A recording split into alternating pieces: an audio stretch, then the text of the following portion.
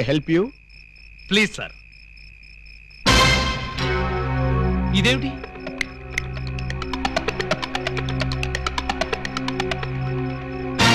నువ్వు కూడా ఇదేమిటి?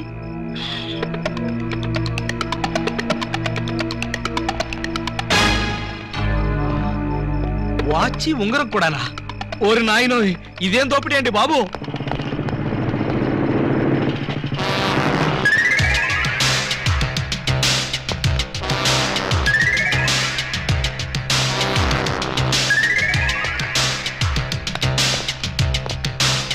చట్టాన్ని కాపాడవలసిన పోలీసులే ఇలా దోపిడీకి దిగితే ఇక దొంగల్ని రక్షించేదెవరు? అయ్యా, ఇంతవరకు పోలీస్ స్టేషన్ లో గానీ ఈ టౌన్ లో గానీ మిమ్మల్ని ఎక్కడా చూడలేదు. ఎవరు మీరు?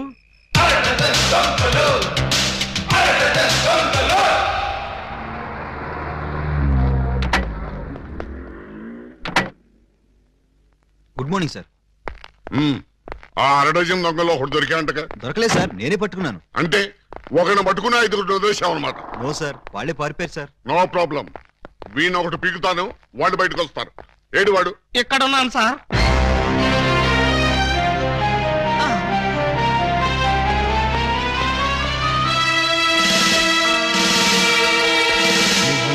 నేను సార్, 2 టౌన్ ఎస్ఐ అలీబాబాని. ఏమిటి గెటప్? దొంగ గెటప్ సార్. అంటే 2 టౌన్ లో ఎస్ఐ జాబ్ చేస్తూ 1 టౌన్ లో దొంగతనాలు చేస్తున్నావు అన్నమాట. ఈ జాబ్ పార్ట్ టైమా? కాదు sir, bad time. Shut up. ఆ మిగతా దొంగల్లో ఏ టౌన్ ఎస్ఐలు ఉన్నారో, ఏ ఆఫీసర్లు ఉన్నారో వరుసగా చెప్పు. SP sir. S1, SP sir. S2, SP sir. ఏమిటి ఆ అరడజన్ దొంగలో నేను ఉన్నానా? అబ్బే లేదు సార్, నేను మిమ్మల్ని ఎస్పీ సార్ అని పిలిచాను. దేనికి? నేను దొంగని కాదు అని చెప్పడానికి. వాళ్ళకి నాకు దొంగ పోలీసు సంబంధం తప్ప దొంగ చుట్టరికం లేదు సార్. అబ్బో, అయితే ఈ వేషం ఎందుకు కట్టావు? దొంగని దొంగదారిలోనే పట్టాలని ఈ దొంగ వేషంలో బయలుదేరాను సార్. ఎవరిచ్చారు ఈ దొంగ ఐడియా? ముళ్ళుని ముళ్ళుతోనే తీయాలని మీరే కదా సార్ చెప్పారు. నేను ముళ్ళు విషయం చెప్పాను కానీ దొంగ విషయం చెప్పలేదే. చెప్పలేదా? దాని అర్థం అదే అనుకుని ఈ గెటప్ లో దొంగల్ని పట్టుకోవాలని వెళ్ళాను సార్. ఎవరన్నా దొరికారా? వాళ్ళెవ్వరూ నాకు దొరకలేదు సార్, నేనే వాళ్ళకు దొరికాను. నువ్వా? అవును సార్. దొంగల కోసం నేను దొంగ వేషంలో వెళితే వాళ్ళు పోలీసులు ఎస్ఐల వేషంలో వచ్చి నన్ను దోచేశారు.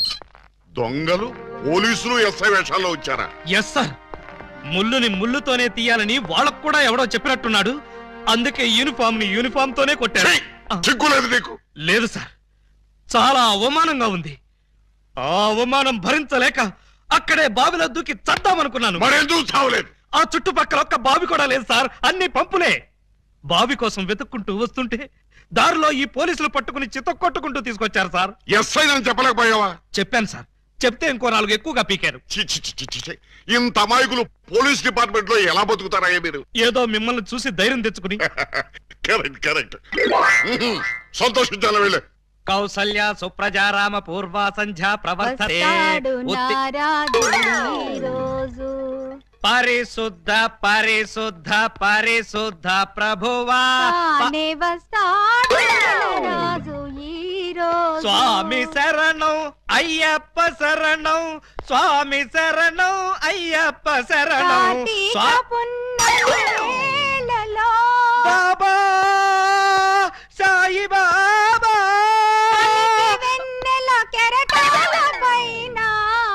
అల్లాహు అక్బర్. అమ్మయ్యా. విరిసిన గాని చంద్రుణ్ణి విడిపోలేవు, కెరటాలెంతగా ఇదిగో నిన్నే నువ్వేమన్నా లతా మంగేష్కర్ అనుకున్నావా? ఏంటా పాటలు? ఆయన వచ్చే వరకు నేను ఎలాగా పాడతా? మా ఎస్ఐ గారు పూజ చేసుకుంటుంటే పాటలు పాడి న్యూసెన్స్ చేస్తావా? నీ మీ కేసు పెట్టి లాకప్లో తోస్తా. సార్. Yes sir. మీరు తెగ రెచ్చిపోకండి సార్, ఆవిడ మా అత్తయ్య గారు. అత్తయ్య గారా? సారీ సార్, మన్నించండి. అమ్మాయి గారు. అమ్మాయి గారా? ఈ వయసులో మా అత్తయ్య నీకు అమ్మాయిలా కనిపిస్తున్నావా? అమ్మాయిలా కాకపోతే నేను ఎలా కనిపిస్తున్నాను? అసలు ఇప్పుడు నా వయసు ఎంత? మొన్నేగా 16 ఏళ్ళు వచ్చాయి. మొన్నంటే అదే మొన్న 50 ఏళ్ల క్రితం. 50 ఏళ్ల క్రితం 16 అంటే 1, 2, 3 లెక్క టక్కర్లేదు. 66 ఏళ్ళు. మరి ఈ వయసులో పాటలు ఏంటమ్మా? మా ఏకలింగానికి ఈ పాట అంటే చాలా ఇష్టం. ఆయన ఎవరు? ఇంకెవరు, మావారే. ఆయన వచ్చేదాకా ఇలా పాడుతూనే ఉంటా. ఎక్కడికి వెళ్ళారు? మార్కెట్ కా? లేదు, 50 ఏళ్ల క్రితం తప్పిపోయి. తప్పిపోయారా? ఎలా?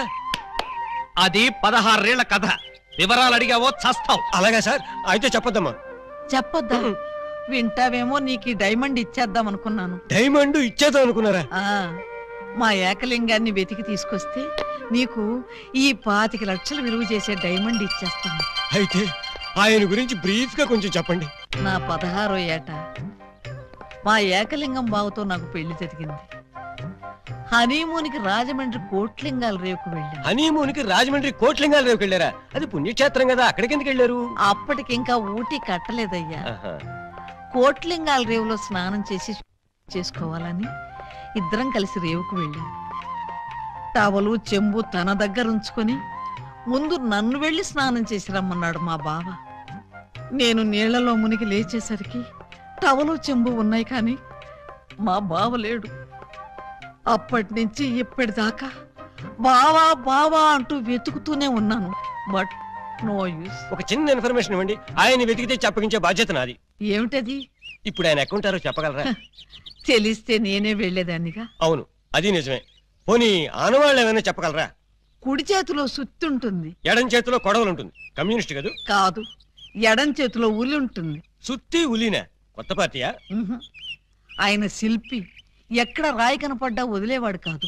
తీసి ఎవరి మీదకైనా విసిరేవాడా? కాదు, అందమైన శిల్పాలు చెక్కేవాడు. చెక్కేవాడే చెక్కేశాడన్నమాట. No problem.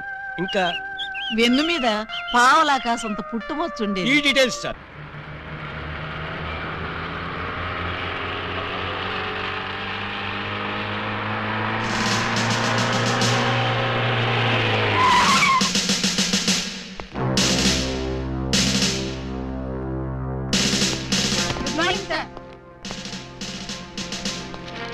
నమస్తే సార్. ఏమయ్యా, ఆ ఎస్ఐ రాలేదా? రాలేదు సార్. టైం 10:30 దాటింది, అయినా ఇంకా రాలా. రాను రాను ఆ వెధవకి భయభక్తులు లేకుండా పోయి రాని చెప్తాను.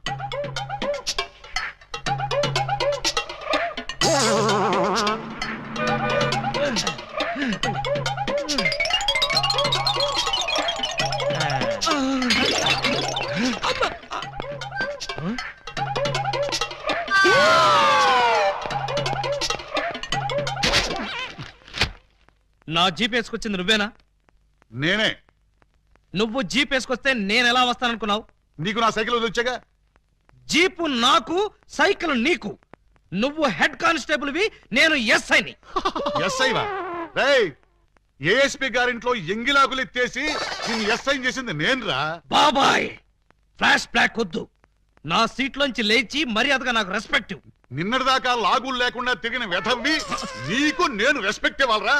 నిన్నటి దాకా లాగు లేకుండా తిరిగేవారా? చిప్పాడు. చేతగాని పోలీసులు, అసమర్థ పోలీసులు, చేతగాని పోలీసులు. ఆగండి. ఏమిటి కేకలు? ఏం జరిగింది? రాత్రి మా ఇళ్లలో ఎవరో స్నానాలు చేయలేదు, అందుకని పోలీస్ స్టేషన్ లో చేద్దామని వచ్చారా? చివరికి టీవీలో పందుల పెంపకం ప్రోగ్రామ్ కూడా చూడలేదు. అయితే టీవీ వాళ్ళు మీ మీద కంప్లైంట్ ఇవ్వాలి గానీ మీరు వచ్చి టీవీ వాళ్ళ మీద కంప్లైంట్ ఇస్తారేంటి? అన్నంతని మూతలు కూడా కడుక్కోలేదు. ఏ నాకున్నారా? బాబాయ్, నేను మాట్లాడుతున్నప్పుడు నువ్వు డామినేట్ చేయకూడదని చెప్పానా? రేయ్, ఐజీ గారి బామ్మకి బత్తాయి రాసం తీసి నీకు ఈ ఉద్యోగం ఇప్పించారా? పర్సనల్ సొద్దు, పబ్లిక్. అలాగే.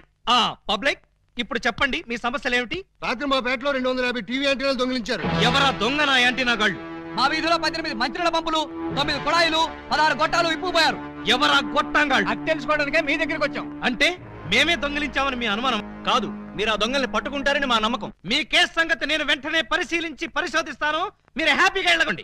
రండి బాబు రండి. Star TV, Zee TV, MTV అన్ని ఛానల్స్ క్యాచ్ చేస్తుంది. రండి తీసుకోండి. ఏ యాంటీనా అయినా సరే 10 రూపాయలు, ఏ యాంటీనా అయినా 8 రూపాయలే. రండి బాబు రండి. 8 రూపాయలు మాత్రమే. ఆగండి ప్లీజ్. ఆలోచించిన ఆశాభంగం. అటు దిక్కు.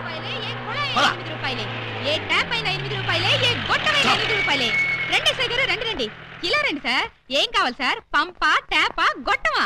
నా ఫేస్ చూస్తే గొట్టాలు కొనుక్కునే గొట్టంగాళ్ళ కనిపిస్తుందా? బాగా చెప్పారు సార్. మీకు కావాల్సింది గొట్టాలు కాదు, యాంటీనాలు. ఇలా రండి, ఇలా రండి. రండి సార్, రండి. అటు కాదు, ఇటు రండి సార్. ఇటు రండి సార్. కాదు, ఇటే రండి సార్. అసలు ముందు మీ ఇద్దరు ఇటు రండి. ఏంటి సార్? నీ పేరేంటి?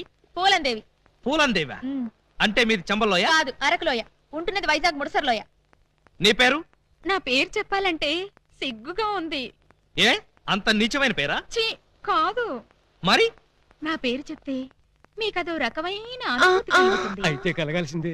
ఏమిటది? పూజాబేడి. చూడండి పూలన్ బేడీస్, మీకు ఈ సరుకులు ఎక్కడి నుంచి వచ్చాయి, ఎలా వచ్చాయి? అది బెమ్మం బెదర్స్ అని 3 అన్నదమ్ములు, వాళ్ళమ్మారు. మా అన్నయ్యల పేర్లు చెప్తావా? ఉండు నీ పని చెప్తా. ఏమండి, ఈ పంపులు గొట్టాలు కోటయ్య అనుకో అని వాళ్ళమ్మారు. మా అన్నయ్యల పేర్లు చెప్తావా? వీళ్ళు 3, వాళ్ళు 3, అంటే 1/2 డజన్ దొంగలే. చూడండి, దొంగతనం ఎంత తప్పో దొంగ సామాన్లు అమ్మడం కూడా అంతే తప్పు. ఇవి దొంగ సామాన్లా? అవును. అయ్యో, ఆ విషయం మాకు తెలీదండి. తెలిసి చేసినా తెలియక చేసినా నేరం నేరమే. నన్ను క్షమించకండి సార్, నన్ను క్షమించకండి. వెంటనే ఉరి తీయించండి, నన్ను కూడా ఉరి తీయించండి. వద్దు, మీరేడవద్దు. మీరేడిస్తే నాకు కూడా ఏడుపు వస్తుంది.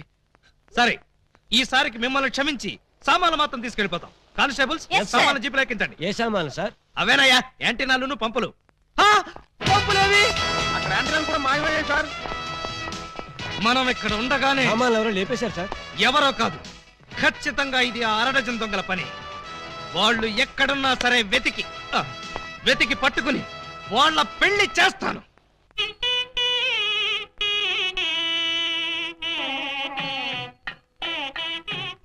చూడండి, ఆ దొంగ నా బిడ్డలు ఏ గెటప్పులోనైనా రావచ్చు. జాగ్రత్తగా కనిపెట్టుకుని మరి అవే పోలీసు బుద్ధులు. అడుక్కు చావండి. తప్పకండి